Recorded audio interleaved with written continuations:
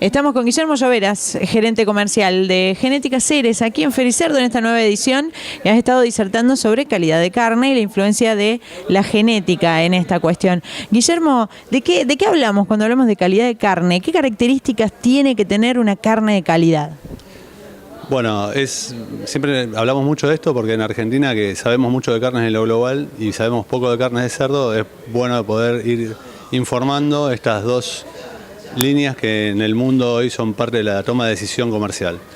Entonces, nosotros estamos trabajando mucha cantidad de carne. En Argentina estamos evolucionando, estamos mejorando desde la genética, desde la nutrición, desde todos los grupos de asesores, las casas de estudio. Ha tenido una excelente evolución que acompañó el aumento de consumo. Pero bueno, lo que realmente no se diferencia todavía en el mercado argentino es que hay carnes de cerdo de calidad. Y lo primero, bueno, es diferenciar lo que es calidad de canal, que es el animal netamente magro, la cantidad de músculo que hay sobre el animal, de las carnes que son de calidad. Las carnes de calidad son las carnes que son sabrosas, tiernas, aromáticas, jugosas, que tienen un marmoleo. Bueno, hay una carne de calidad, como en los bovinos tenemos el Aberdeen Angus, particularmente en el cerdo, algunas razas, particularmente la raza Duroc, el cerdo ibérico, que ya es conocido quien comió jamón pata negra, y también la raza Berger, comunican varios genes, que es la calidad de carne, ¿no? Entonces, la calidad de carne es algo diferente de lo que es la calidad de canal, y no siempre, o sea, tienen un vínculo en común. Tenemos razas que producen muy equilibradamente, o sea, son muy productivas, pero que a la vez transmiten a sus descendencias, a los capones, carnes de mucha calidad. Y eso va a permitir una diferenciación en el consumo de carne fresca.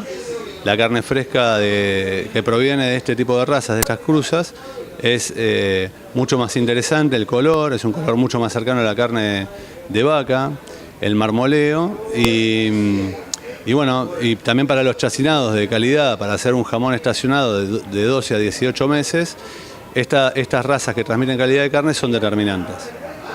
¿Cuál ha sido la evolución de la demanda del mercado en los últimos años? ¿Qué está demandando hoy? ¿Qué demandaba antes?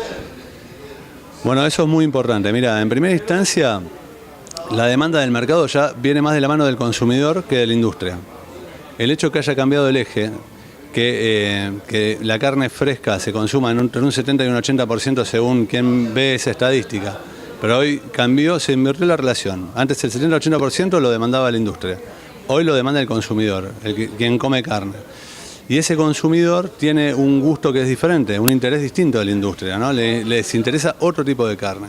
Por otro lado, hay el carnicero, que es quien compra la carne. Si la carne le exuda líquido, ¿no?, que es propio de las carnes de mala calidad, que son carnes PC, bueno, obviamente tiene una merma de entre el 8 y 10% de lo que compra a lo que vende, porque exuda esa cantidad de líquido. Entonces, hay una situación muy diferencial desde ese punto de vista. Cambió quien demanda la carne, y esto, a medida que se vayan informando de los tipos de carne, puede ser distintivo. Para el productor hay una situación que es muy interesante y que es de análisis, que por ahí puede tener un eje un poco distinto en lo que es la selección genética en otros países del mundo. Todos seleccionamos por velocidad de crecimiento, por magro y por conversión alimenticia, que es lo más importante, por ejemplo, en países como Europa, en lugares como Europa, en el continente, obviamente, en países de Europa, donde la conversión es lo más determinante de todo. En Argentina, desde luego que es muy importante, pues entre el 70 y el 80% del costo de producción, pero hoy nos interesa mucho transmitir mucha velocidad de crecimiento a los capones. Y eso, si nosotros en el mismo metro cuadrado de galpón metemos más kilos de carne y hacemos capones más pesados en un tiempo más rápido, es una ecuación mucho más rentable que hacer metros cuadrados de galpón. Así nos cambia algún puntito la conversión. Entonces, en ese desarrollo, en esa visión de mercado, desarrollamos la línea T, que estamos muy contentos porque estamos logrando capones muy pesados en un tiempo muy rápido de producción. ¿Cuáles son los desafíos que ha tenido la genética en los últimos tiempos y cuáles son los desafíos actuales en función de estas necesidades del mercado?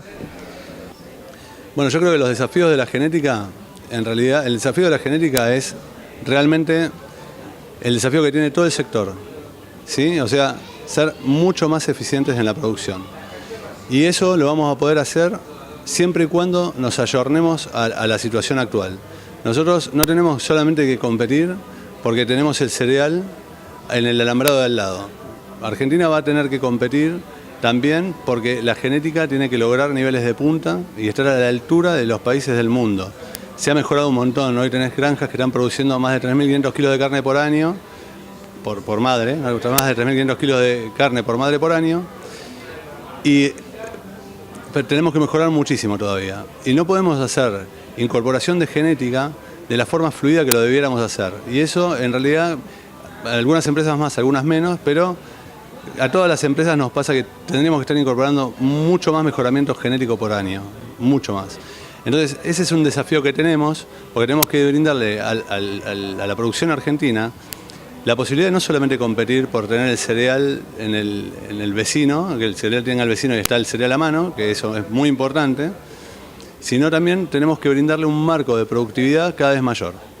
Y eso lo vamos a lograr de ese lado. Ese es el gran desafío que tiene nuestra empresa y creo que en mayor medida estamos trabajando en eso, desde luego, y en mayor medida lo tenemos todas las empresas, de que pueda ser más fluido el desarrollo, el mejoramiento, y una vez que podemos hacer eso, podemos empezar a pensar en innovación, ¿no?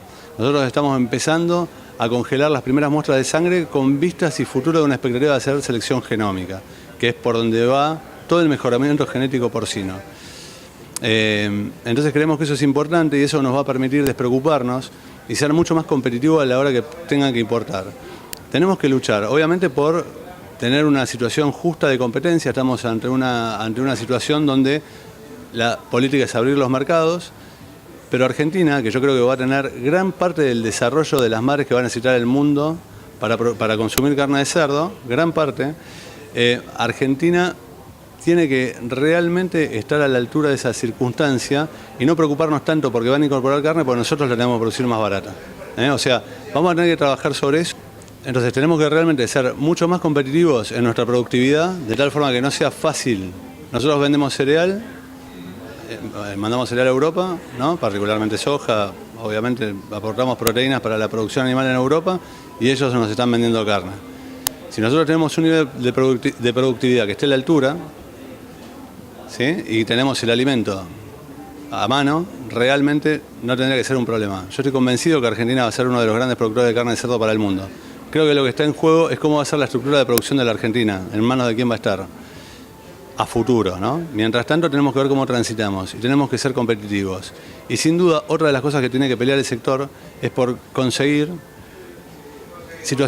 una situación que sea interesante de apoyo desde el punto de vista de los gobiernos, ya sea el nacional como los provinciales, para tener mucho mejores créditos a tasas interesantes como tienen los países los cuales nos exportan carne, como para poder ser competitivos. Entonces, hay una parte que es gubernamental, sí, en realidad gran parte de la responsabilidad es del gobierno nacional, de los gobiernos nacionales que tengamos, desde el punto de vista de poder incorporar la tecnología adecuada, y una gran responsabilidad en poder brindar al productor herramientas para producir más y mejor.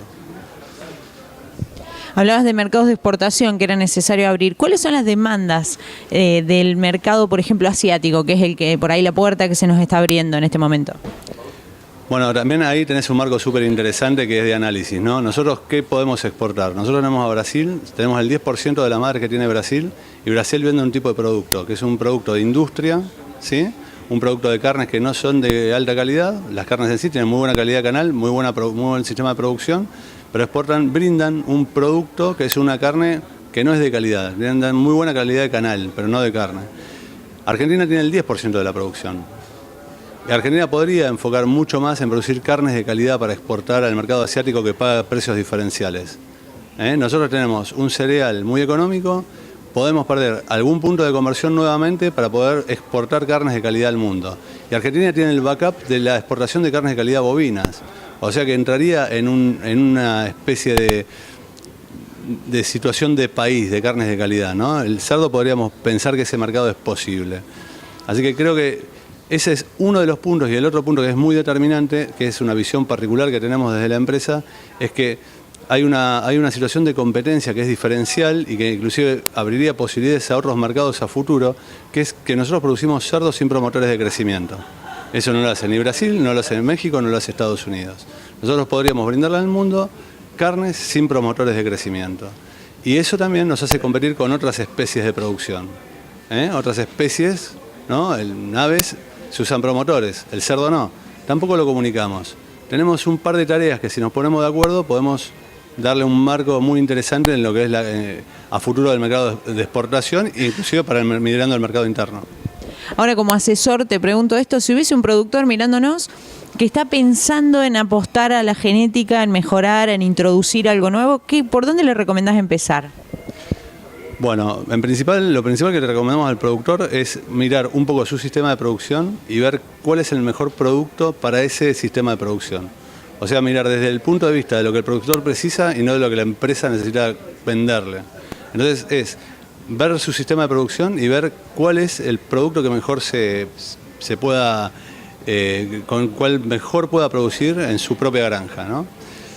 Entonces, desde el punto de vista de las madres, nosotros estamos logrando una madre que tiene una probabilidad que va mejorando cada vez, pero buscando una hembra que aporte un buen peso al destete, que tenga una buena viabilidad ese lechón, y una muy buena velocidad de crecimiento.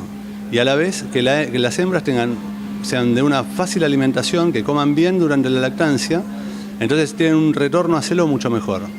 Que eso compone la cantidad de lechones que vamos a producir al año, ¿no? No solamente es importante la cantidad, sino que es muy importante la calidad. Y desde el punto de vista del macho, estamos muy contentos con los logros que estamos obteniendo con el nuevo parrillo terminador, que está logrando realmente una competitividad muy alta. Realmente es un padrillo que nos tiene con súper satisfechos, porque producimos muchos kilos, un capó muy pesado en un tiempo muy corto y con un magro muy interesante. Así que bueno, les recomendamos la utilización de nuestros padrillos línea T. Guillermo Llovera, muchísimas gracias, muy amable. A ustedes, muchas gracias por siempre estar, ¿eh?